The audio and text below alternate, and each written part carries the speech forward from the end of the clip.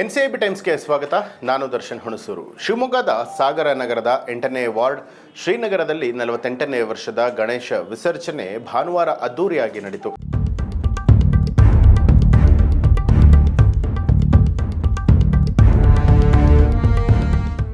ಹಲವು ವರ್ಷಗಳಿಂದ ಸಾಗರದ ಶ್ರೀನಗರ ಯುವಕರ ಸಂಘ ನಡೆಸಿಕೊಂಡು ಬರ್ತಾ ಇದ್ದಂತಹ ಬೆಂಕಿಯಾಟ ಪ್ರದರ್ಶನವನ್ನು ಶ್ರೀನಗರದಲ್ಲಿ ಸಾಗರ ನಗರ ಪೊಲೀಸ್ ಸ್ಟೇಷನ್ ವೃತ್ತ, ನಗರದ ಹೃದಯ ಭಾಗ ಸಾಗರ್ ಹೋಟೆಲ್ ಸರ್ಕಲ್ನಲ್ಲಿ ಸಾರ್ವಜನಿಕರು ಕಣ್ತುಂಬಿಕೊಂಡರು.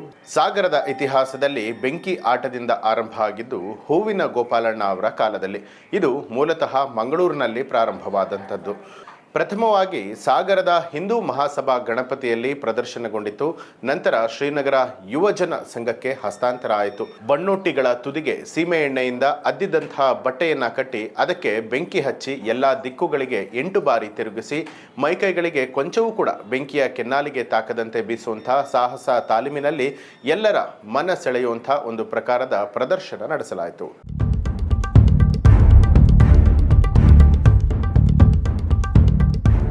ಇದು ಈ ಹೊತ್ತಿನ ಪ್ರಮುಖ ಸುದ್ದಿ. ಮತ್ತಷ್ಟು ವಿಶೇಷ ಸುದ್ದಿಗಳಿಗಾಗಿ ನೋಡ್ತಾ ಇರಿ ಎನ್ಸಿಐಬಿ ಟೈಮ್ಸ್, ಅಪರಾಧ ಮುಕ್ತ ರಾಷ್ಟ್ರಕ್ಕಾಗಿ.